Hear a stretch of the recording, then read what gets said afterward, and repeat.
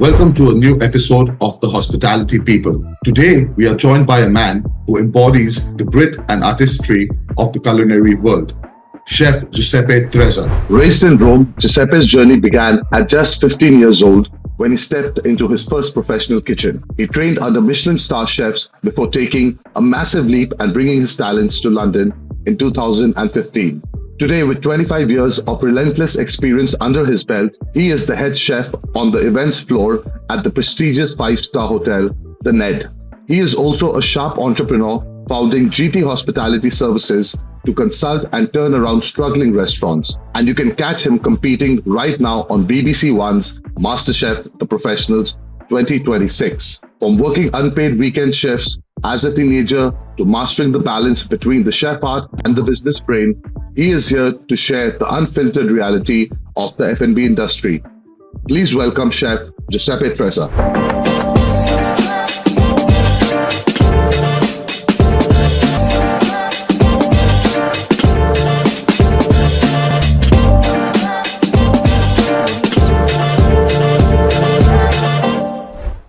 Giuseppe, welcome to the show, The Hospitality People, where we discuss your journey from where you're coming from, where you are heading to, where you are at.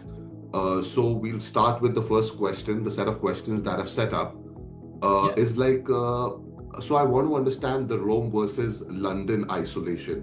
Now, you left Rome. The absolutely, as I mentioned, it's the heart of cultural tradition and culinary tradition. And then you came to London in 2015. And we see the success now, right? You are successful. You've gone through all the hard work, the grind. But I would like to hear the story about the first winter probably which you faced, because you're from the southern part of Italy now, right? Which is near the sea. So I'm sure the first winter in London would have been harsh. So do you recall any specific night where you were like, maybe after a brutal shift, because hospitality is very brutal when you start. You have to go through that grind. Where you sat in your apartment or, after a shift and just thought that, is this a huge mistake I'm making? And what kept you from buying that ticket back to go to your comfort? Yes, so my journey started at the age of 15. That was when I joined the professional kitchen, let's say, because before that was only plain with pot and pans, All right. So yeah, I approached the professional kitchen at the very early age of 15. All right. And I believe you're like this massive change, like, okay, even I'm a hospitality guy. I've done core F&B. Right. Yeah. Okay. But again, I enjoy it. I enjoy cooking for various reasons, because for me, food and flavor and smells have memory, nostalgic memory. Right. Yeah, I mean, you are completely right, because obviously we say that the chefs, chefing is a heart job. It's a passionate. It comes from the heart. It comes from memories, and my memories actually goes back when I was a child, being around your nonna. Yeah, exactly. That's literally like the good old story, and that's the reality of it. Like when my nonna from Italy, so I was born in southern Italy, so I have a southern Italy nonna, which is one of the most well known, and feeding us all the family, like forcing feeding. And yeah, everything started there. You start to get all these flavors, and as you grow up, you kind of, when you start in a professional kitchen, everything comes from there. It's about memories. Right. It's not really. It's a link. Everything is linked since you're a child, and you have the comfort food, the nonna food at home, and you literally, as you grow, you actually make, you take that flavor inside your heart with you for the whole journey. So basically, right. So you did. I don't believe you have a formal education in the industry, or do you have a formal education? Yeah. So as I say, everything starts back in the days. My grandma used to make pasta, and I used to make pasta. All right. Right. So that's how everything started. I have a picture of me thinking that I have a memory of me when I was a child playing underneath this kitchen table where all the family would sit, and I literally had pot and pans all around me. So that was crazy. It's like kind of destiny. It had to happen somehow. So yeah, then I grew up. We all get to the stage that we wanna. Okay, you are like 13 years old, 12, 13 years old, where you start to. No, I think you are actually 10. Yeah, no, 13 years old after the secondary school. You are at the two ways, the cross. So you say, okay, what am I going to do in my life? What am I going to be? I wanted to be. I didn't even know, to be honest, that you could become a chef by going through the hospitality school. Right. So I didn't even know at 12 years old, you don't think about hospitality school. You don't even know what it is, obviously. True. So he said, okay, let's try this one. And he convinced me somehow. And I started this school. And then obviously that was 2000, back in 1999, yeah, when I started.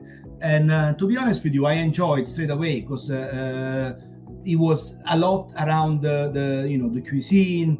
And the first 3 years of school, you study front of house, back of house, and you study back office as well. So all that has to do with the hotel, with the a kind of concierge, housekeeping, everything, guest relationship, all this kind of thing. The desk, the desk of the hotel, and obviously front of house, serving, step of service, of these kind of things.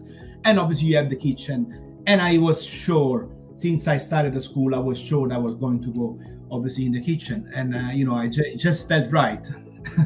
So it was when, and obviously we had also this like 5-10 hours a week. We were going to spend them in the actual kitchen, because obviously the school, the school was coming with this laboratory, like kitchen, professional kitchen.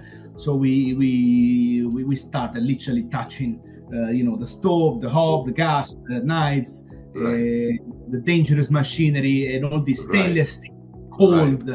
And feeling, and it's funny because that's the same feeling that we will talk about later.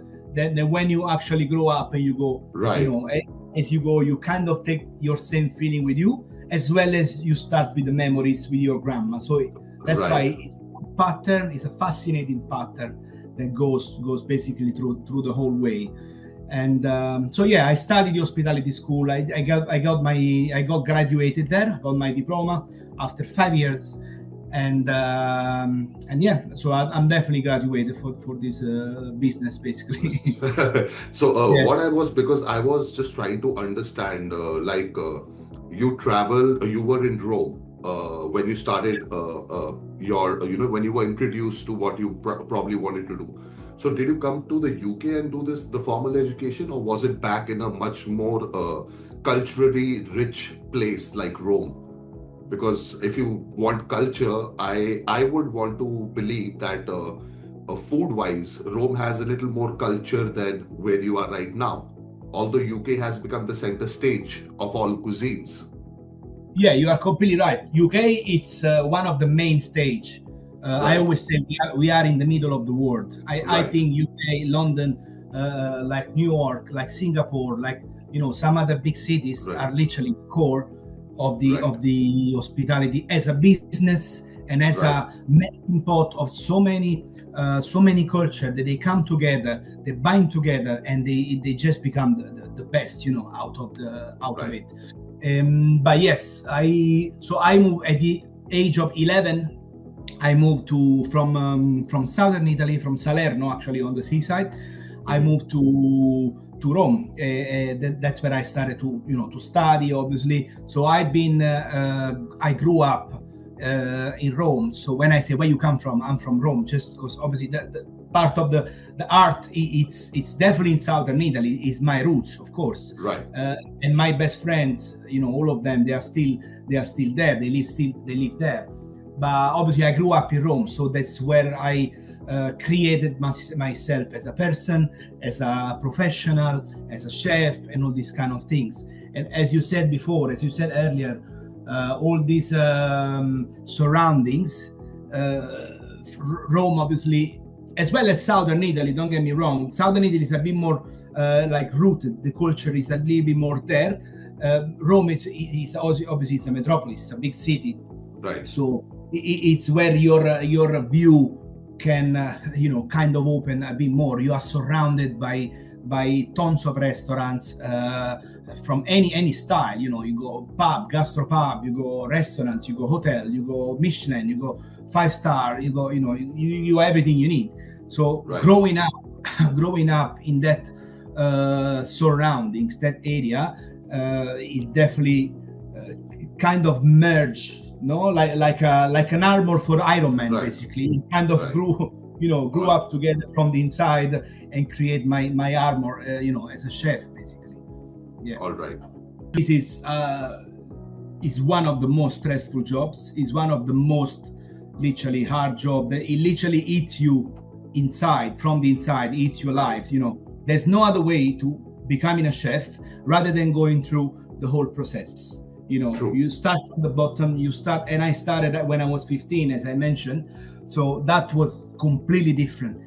Training doesn't exist. Training didn't exist back in time. There was no right. training. There was no one showing, you do this way, you do this that way. And it's funny when you mention today, because obviously, and don't get me wrong, I'm completely fine. I believe in training. I'm training people. I've been right. training people as I grew up, and I think it's a very thing to do. It's a very nice thing to do. But that kind of rough training kind of created my personality first of all.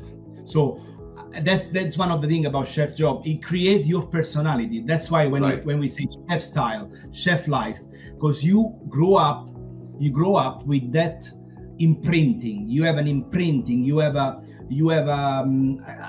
kind of your approach to life, to anything, right. grows within your professionality. It grows within your profession. So and yes, of course, during the way. The early ages are very hard. Right. You don't know anything. You are a problem from anyone that is, you are approaching any kitchen, you are just right. a problem. I have a memory of a fantastic memory of my very first job when I was 15, when my father, I went with my father. My father took me to this Relais Chateau 5-star hotel that was back in Rome on the countryside. Right. There was this book, Relais Chateau Places, that came out on a newspaper that my mother right. bought it, and she said, you should have a look there. It'll be good for you. Let's see. We had a look there. There was 2 places in all region of Lazio, basically where Rome is, and right. One was quite far from me. The other one was on the countryside, and it was actually a bit closer. It was still 30 kilometers away. And I remember my father, took me. I felt like small like this, these little things like working, right. So like scared of the outside world. And he took me there, and we managed to have this quick chat. I don't want to even call meeting. We had a quick chat with the director, the hotel director. And okay. He was, that back in time, okay. even now, hotel director is a big person, but back in time, right. we were like, oh my God. And this place was in a monastery. It was a fantastic place, literally. So we went there, we went for a chat, and my father was like, would you take my son as a doing some stage apprentice level? Yeah. Right. And he was like, yeah, what can I say? Very like, thinking about that this guy is going to be a problem for us, an extra job, as well as 2 hands, but to my hands back in time, didn't worth a penny. So right. we managed to get this job, and I remember I managed to get this job, let's say, and every I was going to school from Monday to Friday. Back in time, my school on Saturday was closed. So I had Saturday, Sunday off. So on Saturday morning, I remember, on Friday evening, my father was taking me there to 30 kilometers away, dropped me there. I was working is a big word. I was there, I was, doing something, being there. and he was coming back to pick me up in the night. Same for the day after, and for the Saturday in the morning, take me there and take me back. So this is one of the most thing I will be, and I told my father many times, and mentioned in some other interviews and things, that would be the most grateful to my family. So no, without them, I won't be the person I am today. Because my father took me there, and I know now. I know that I'm an adult. I'm turning 40 in a few months, and I know how an hustle is to go there. Take me there, come back. And I wasn't getting any money. I was literally getting any money, zero money, and I did this just for the whole experience. Just experience, and people shouting at me, the head chef, the sous chefs shouting at me, "You do it this way. That's wrong. That's." Can we say shit? The bull? Maybe you do the beat. Like, yes. Yeah. That's bullshit. You cannot do. How can you do this way? And I was like, right. Obviously, I wasn't answering back because you cannot answer back. You don't answer back. You never answer back. That's it. And that's when you start to in your mind the little seed of being a chef, like just say yes, chef, and shut up. Right. That's when it started. And I always feel like mentioning this thing because it's the very start, the very beginning of my career, and that's where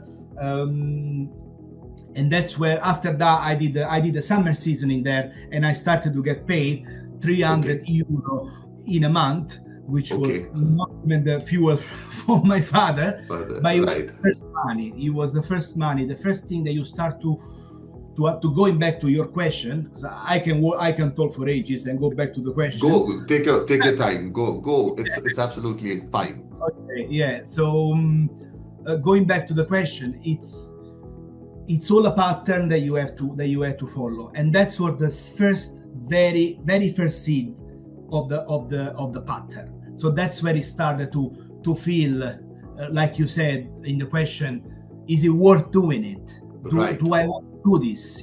Right. I felt like I wanted. That's the thing, even though it was quite rough for a 15 years old, you are wrong, you are this, you are that, Right.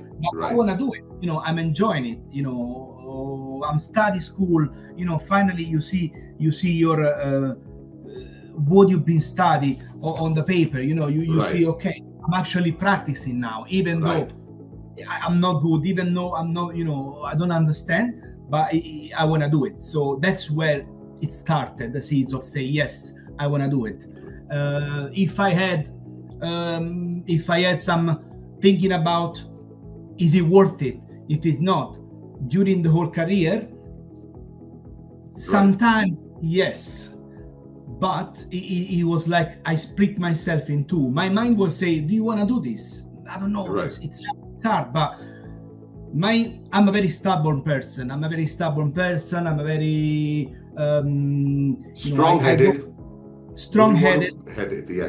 extremely strong mindset. And as I grew, my mindset got bigger than me. And sometimes I had to get my mindset bigger than me, even though when you step, we will talk about this to detail later, but when you step into an even senior, when you start to go onto the stairway up, there is always a stage. Okay, now I need to behave this way. Okay, now I need to be this way. So your brain you are continuously fighting against your brain. So there is that's why one of the famous things that everybody say that the chefs got burned out, like broke down, because if you don't manage to filter and be strong enough to live this thing, to go through this process, you can just maybe change your job or just collapse or just just go on the worst way, some other chefs did. So yes, I did have this thinking of is it worth it? And the answer after 25 years is always yes. Yes. But see, yes, so a chef has to let his mind be bigger than him. Only that's where the creativity comes. Because only the mind can think of it. It's the body will only do what the mind does. So yes, the mind is always ahead of the chef. And like you mentioned that there's a lot of shouting in the kitchen, but that's Yeah. also what is commercially shown around a lot. People do not show the time where you have after you've finished your shift, and then you are having, probably sometimes you have a smoke or a drink or a chat, but those parts are not shown that much. So that's why people, usually think that it's a very stressful job. It's all shouting, shouting, shouting, and it's only yes chef, yes chef, yes chef, but there's a lot more to it. But yeah, There is so a it lot. was There a is lot there is more. yeah, there is a war behind. Obviously, Right, it's like when you do some karate, judo. right, You are growing yourself, your person, your mindset. So it's right, not just shouting or body shaming or shaming someone. right, It's a lot about growing up. That's it. right. So you mentioned that there were times when you, like, doubted yourself or questioned yourself, but you still started going headstrong. And Yeah, now you have built this incredible career with GT Hospitality. Then you're also you're doing some private dining, and you're also a chef with the Ned. So you are a overall expert. But let's strip away all of this training, this fame, this success, and let me just transport you back to the days where your nonna used to cook for you, and you have that taste, that flavor in your mouth. You can literally memorize it. You can, out of memory, you can get it on your tongue. So if your nonna were, the woman who started all of this for you, now when you were, I think 5 or 6, you recall, you have a yeah. memory of that. 5 years old. So Yeah. so, do you think in today's time you could sit her down at a table and eat and let her eat your current signature dish?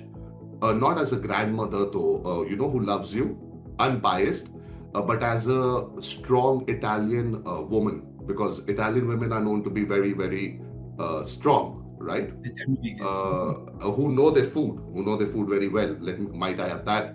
So what would she say? Like, would she be proud of you, or would she tell you you've gone to Hollywood with the recipe, or you're sticking with the basics? So let's put the time machine. Let's Right. let's take the vacuum fusion machine. I mean, to be metaphoric on this, I like to be metaphoric and put it as a Right. poetry. I think my career is a poetry. It's a fantastic journey, and one day I know for sure that I will write a book about the whole thing. But that's too early now. I still go, Right. even though I reach a very high level, I still Right. go, things to do, things to reach. So I'm still hungry. Be Right. hungry, be foolish. Stay hungry, Right. stay. Great. So Great. yeah, if I will go back in time, I think that, again, to be metaphoric, there are many times in my career, in any chef career, where you think, am I actually good? Right. Am I actually learning something? You always put yourself in, and I suggest to any chef to always put yourself into, always question mark yourself. Right. Always say, am I doing right? Because it's the only way when you can criticize yourself. Is the only Right. way to make yourself better. Better. 100%. To get out the comfort zone. And there will be many times in a chef career when you get in your comfort zone. Maybe you've been doing, 5 years, 8 years in the kitchen. You get, okay, now I have my job, I have a little bit of money, I'm fine. Something will come and will destroy your pavement. Something Right. will destroy your something will take out your feet, something underneath your feet, and you'll be, what's going on? Right. Right. And it's one of the most destabilizing thing you can have. But again, I think there's the god of the chefs. I think there is something that is always guiding. It need to happen. That things happen for a reason. Right. Because it helps you to get out the comfort zone, and it's up to you embracing it, listening first and embracing it, or Right. just turning your face and just Right. keep staying in your comfort zone. But just remember that at some point, once you keep not looking the reality of the fact. You keep not looking your fears, your comfort zone, your things in their own eyes, and look towards their soul. That thing will come back. True. Sooner or later, you will need to face that thing. Going back to the question, all these steps that I went through my career, and to be honest with you, I always faced this thing. I always took this unbalancing process. I always embraced it. I always look in his eyes. I always been a brave guy, then brave adult now, so as I embrace it every time, and again, a little quote: having a family on your back that supports you, and having friends that support you, for sure that everything goes wrong, you have your family. True. You have your friend. This is a key. This is unfortunately, someone is more lucky, someone is less lucky with this, but this is a huge, at least for me, it's been the key, because I knew that my family, my real friends, were there. So I always embraced these steps, and I always grew from the steps. There is a quote that says, the donkey that goes down in a hole, and instead of just being submerged by grass, by ground, it's just digging. All the ground that you dig, you step on it, and one day you will reach the very true. The ground level, the ground floor. Very true. And that's what I did. I like this quote because that's what I did. Being in the hole means when you are blind, you don't know what you're doing, you don't know why you're doing, but you like it. But there's something that guides you, that say, yeah, that's the right pattern. It's hard, just keep doing, heads down and keep doing. That's actually a chef, a chef thing, just heads down and keep doing. When you have the worst service of your life, you have 3,000 bookings, you have to, the time. A chef lives with the clock, literally. There's always, okay, what time is it? Now it's lunch, now it's dinner service, we need to get ready. So as I took all these steps, today I can say, yes, I'm able to present my food to my grandma, and she will be proud of me, which is which is what I did with my family. I always take my family with me and send them picture of what I'm doing, even though we are far away. We are very close. We talk every day. So I send my picture, what I'm doing, my style, and on my Instagram and all the social, the social side of it. So I share with them a lot. We have a group on WhatsApp, and I share with them a lot. I would say, I would be proud to show them. That's what I do every day. So I'm proud. Great. That's actually believing in yourself. What you're doing, you will make her proud because you followed that structure, right? Once before anything else, I think it's very important for you to believe in yourself, that you have got your own back, and then your family's got your back, which makes it even better. But you got to believe in yourself. And yes, as you mentioned in the first question, that it takes a lot of sacrifice, right? A lot of people do not see this. You pay a lot, you pay a very heavy price tag. So the next question is somewhere around that, because I see, as you mentioned, your mind can get ahead of you, but a chef is still very grounded, right? Yeah. Even the senior most, even a 3 Michelin star executive chef knows how to wash utensils, knows how to sweep, and he can clean the kitchen. So he knows everything. He's gone through the grind. But staying grounded is very hard in this industry. Once the fame comes and all of that comes, and hospitality in itself and food and beverage is a very, very jealous partner. It requires a lot of your time, right? It takes the weekends, it takes your evenings, it takes your relationships at times. Then we see a lot of the photographs on Instagram, where we just portray the success.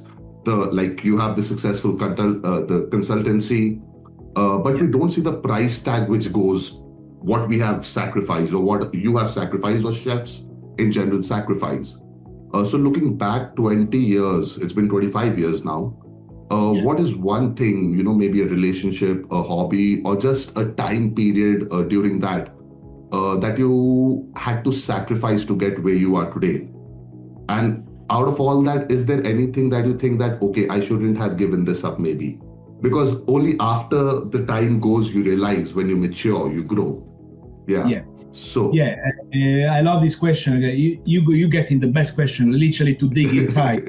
Yeah, digging inside, and I love it because it's that's, as I said, it's a very passionate. It comes from the heart. Everything comes from the skin. You feel it on the skin. It's inside your organs. It's just so deep inside.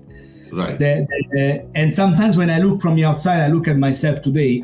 I managed to be proud of myself because I always been hard with myself. As a chef, you normally grow up being hard with yourself. Right. So finally, as of today, I'm turning 40, as I said, in about 3 months. I can finally say, you achieved. My job took me everywhere, literally everywhere. As a private chef, I went to these like special islands where not really everybody get access to, and everything comes with a sacrifice. Everything, all my life is being sacrificed. Literally all my life. If I start to think about the early days when I was going to school, like I mentioned earlier, I was going to work on the weekends. I could have gone out with my friends. I could have stayed home with my family, but I decided to go to work. And after that, I did the summer season. I could have gone back to my friends back in southern Italy, but I decided to work every day for 3 months, 4 months, whatever it is, without day off, literally without days off. I'm not kidding. And spend time with them. But I decided to go to work. And I remember coming back in the evening where I couldn't stand. I couldn't stand for how my feet, I can remember, if I close my eyes, I remember that pain inside my feet. I remember the skin, like baby skin, no?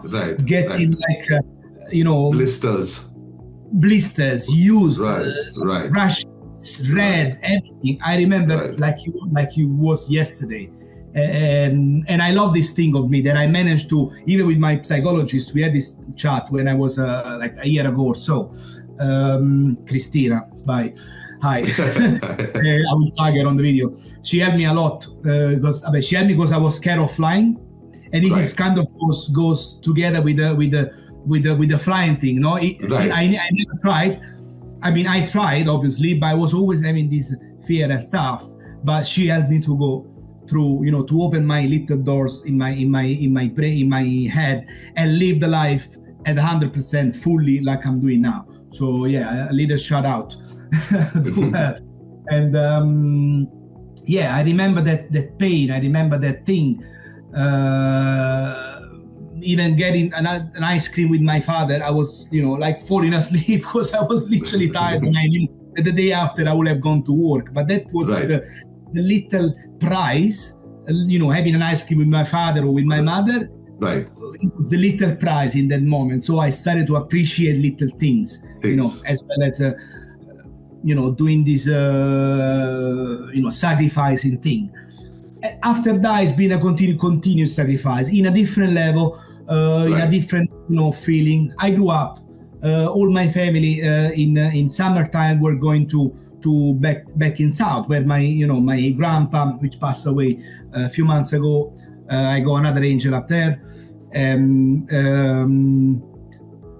They were going there basically, and I was home. I was working. I was alone most of the time.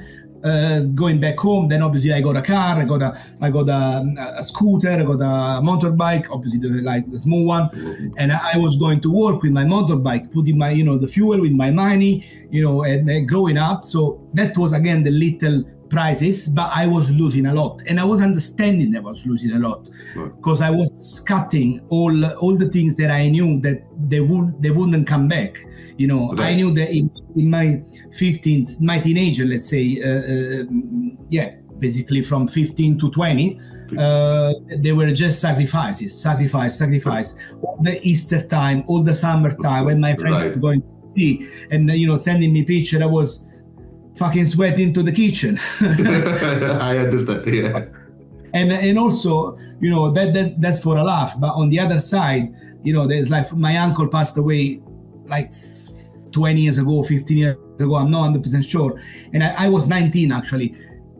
And that was one moment that I said, fuck, all that 4 or 5 years from 15 to 19 when he actually passed away, I lost it. You know, I was like, I didn't live that moments with him, with them, so that family moments. And that's something that is always, he will always, I don't want to say he was always hurt, because during the time I also understood that, you know, you cannot regret what you can't change. You know, you live, you need to live, otherwise you will have a life of regret, you will have a unhappy life, and I don't want to have an unhappy life. That's not what is there for me. You know, I make my life happy and positive, and that's my mindset. So that's one of the first time that I realized, fuck, this is never gonna come back. And obviously I had few, you know, crying sessions by myself, but that's the story. Then I got through that. I had my job. I had my job in Rome, like stable, starting, you know, having a girlfriend. And obviously having a girlfriend who was a partner or whatever was hard. You know, it was hard to match the shift, was hard to, and I think I'm talking about 25 years ago, but it's the same that any other chef will say now. You know, that's very, it's very, you know, it's very, how to say, it's there today. It's, you know, people live this every day, any chef. All the chefs have the same drilling process. They go through the same process. Exactly. So I grew up with that thing, again, sacrificing. And then where was when I moved basically here, where I've been sacrificing other things. Also, obviously, the life in London is a bit different, because it was a bit different. Because, you know, as soon as you move abroad, your family, you know, it's away. So even though you better work at this point, you know, because as soon as you get to the city, you better work, because you're hungry, you wanna understand how the city works, how the job works in a new city, you know, you wanna learn. So you kind of, you know, that you will sacrifice, you know, the first time, 3-4 years is a focus mode, you know, head down. Then you start to have your friends, and most of them, like partners, girlfriend or friends, they work in hospitality with you. They cannot. So at the end of the day, you are in your bubble. You create your bubble around your job, and you start a bit sacrificing a little bit less. But yes, sacrificing for a chef, there is no successful chef without sacrifice. Doesn't exist. There is no bus lane or whatever you want to call it. A bypass to get earlier to that thing. There's no way, because if you get there with the bypass, one day you will fall.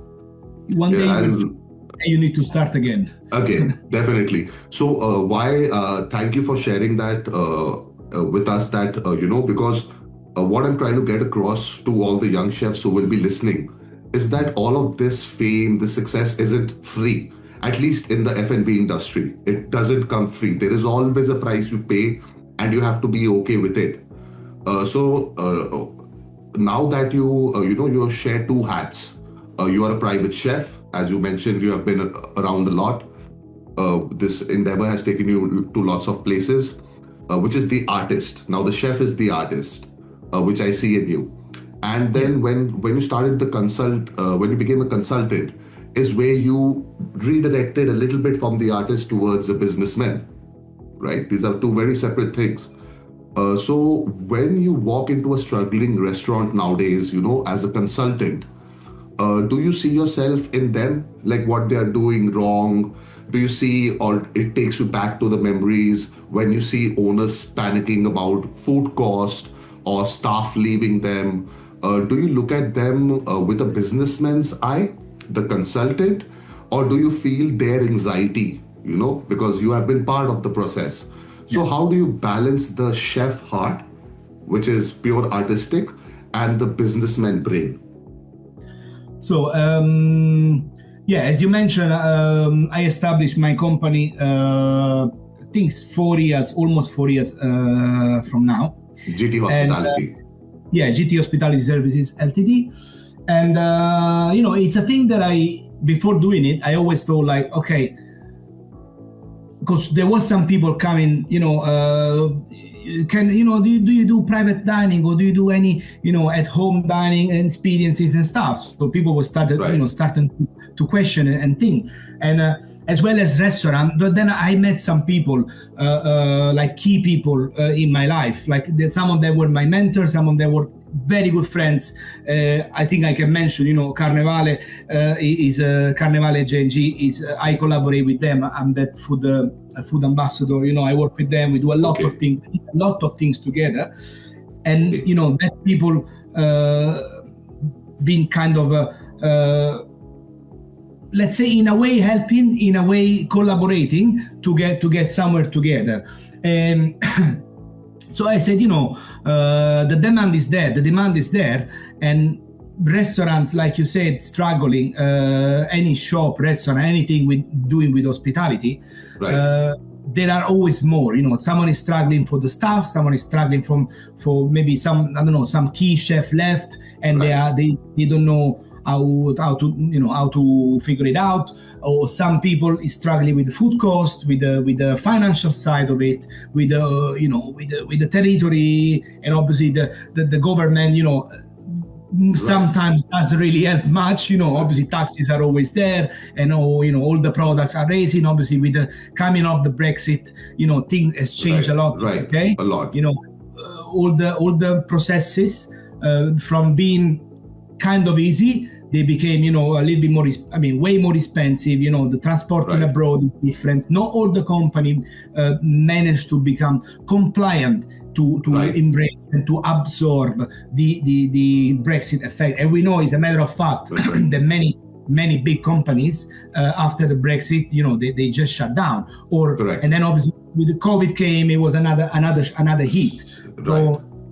So yeah, as the demand was there, I said, okay, you know what, let's do it. Doing an LTD, establishing your company it's not an easy thing, first of all, because it's about you. It's about you. First question you do is like, am I really able to make the difference in someone else's business? Because you are asking for money to a business that probably is already struggling with money. So you need to be there with the right, asking the right amount of money. You need to be there to give a service that is going to change, their life. It's going to change the life of their business. So that's the first thing you should question. Like, are you going to be able to do that? So, and I did, and I said, let's give it a try. And when you establish an LTD, the feeling of being owner and director, whatever you want to call it, entrepreneur, businessman, like you mentioned, of your LTD, it's a feeling of again, the Iron Man armor gets bigger. You feel your you feel yourself important for what you're doing. You're doing something important for someone else, so you take things way more seriously. Correct. So what the question was, sorry, the initial question, when I established my company, do you always scrutinize them with a business man's eye, or the anxiety, you feel their anxiety, and with a chef heart? Yeah, so obviously as being a chef, like you mentioned, you have the you work with the heart. Right. Sometimes you cannot always work with the heart, and going on the consulting business, you cannot work with the heart most of the time. A businessman does work with the heart. When you invest in something, I've been investing in gold, like trading stuff as well. You cannot invest and think, maybe that's the right thing to do based on the feeling. You need data. You need data. You need to follow the market. You need to see what's going on. You need to be there, square, methodic. You need to know what to do. You need to create a timeline, an action plan. So that's where you become an entrepreneur. You're not just going to someone that is asked to cook for his family, for his friend on a Christmas lunch, or on a private dining experience at home, and all these kind of things. You actually seeing the things with the eyes of a businessman. And I definitely had to learn how to see this thing with the heart, but mainly with the brain. I had to learn how to connect, how to collect data, how to analyze the whole situation. When I step into a restaurant, any venue, there is got a problem, they approach to me for services, or someone that wants to launch their the new project. I launched a new project literally a month ago, and we started from scratch. These people approach me, they say, okay, I have this thing in my mind, what do you think, what's on the market, do you think this is feasible, we want to do this style, can you merge it together? Yes, let's do it. So you have to, the only way is to stepping in and analyze the situation, scrutinize the whole situation, and act like you are a consultant. You are there to sort out problems. So you come with a plan, you make yourself a plan, you analyze based on your experience, on the knowledge, the skill set, you make a plan, all the steps, the timeline, literally a critical path from day one to the day of the opening. If it's a new venue, or if it's an existing venue, you analyze first of all which are the issues. You collect data. Which item are you selling the most? Which item are you selling the less? This kind of thing. You got the data. Based on the data, you make an action plan with the timeline, with the target, and that's it basically. So you have to put away the chef, the emotion a little bit when you get into the consulting job, right? But again, as I mentioned earlier, we always do not go for the business aspect, although we do understand it, and we are also, as StockTake Online is a business itself. But my last question is more of soul, what I would want to understand for the listeners out there. So now you being this, chef, all these sacrifices, we have talked about the business, we have talked about your sacrifices, the struggles it takes. So I want to end with the soul, or if you want to call it love, because chef is something you need to really love this industry to perform. There's no other way around it. As you said, there's no bypass, there's no different bus lane. So you spend you spend your life cooking for clients. You worry about their experience, their palate. But I would want to know, what does Giuseppe do on probably a rainy Tuesday, right? No clients, no business calls, just a day Giuseppe wants for himself, exhausted. Now you want to feel, safe and comfortable. So what are you going to be cooking for yourself? What's that basic meal which you get back to? And people do not realize this. Every chef has a very basic meal they always go back to. A very, very basic meal. Yes. So I would like to know that meal. You are a data collector. That's very well said. My girlfriend sometimes, she doesn't really complain, but she say, you now we are together since 2 years, so we kind of know each other a bit more. But back in the first months, I'm with a chef, so I will get the best meal and stuff. I said, forget about that's not the way it works. Because right. The way I eat at home, as you said, it's some people, some friends like, are you actually a chef? When they see me eat, because I eat very, very plain, raw, like literally one pot, right. Putting things together, and that's it. Not because I don't put love, it's just because when I cook at home and I'm cooking for myself, I'm making food, right. It's about nutrition. So, right. And I love this fact of because going back to in the days, I remember when you start to understand something about kitchen, no? So you go out with your best friends, right. I have a friend here that I like to mention, Norberto, where we've been having this time going, eating, drinking, because he works in hospitality as well. So, you start to understand something, you start to be judgmental. You start to be judgmental. You go everywhere. This is not the way. That's not the way. Look at this, how they do it. Blah, blah, blah, blah, blah. but you end up that you don't not enjoying the moment that you are spending out. So again, you have to work also. This is whatever comes, the dark side of being a chef, analyzing things even when you are free, even when you're off. True. So that's where we go to your question. Is like, so yeah, I've been working on this, and I say, okay, I need to stop doing this. Right. Otherwise, I'm not going to enjoy the moments. And I stopped doing this so much that when I cook at home, for me, I'm not a chef. I'm just a person cooking a meal. Right. True. And there's no judging. There's nothing. Obviously, some of my friends I've been, living with. Now I live with my girlfriend, but when I've been living with some friends for my whole, mainly my whole time in here, Leandro, Marco, Salvatore, all these, some of my best friends in here, they were like, what are you eating? Literally. I end up eating noodles with noodles with a touch of soy sauce, sesame oil, and with a steamed pea inside, and just and enjoying them. Or boiled pasta with a touch of oil and pecorino cheese on top, Parmesan cheese on top. Just like simple. And if I would be, let's say, my comfort meal is a stir fry.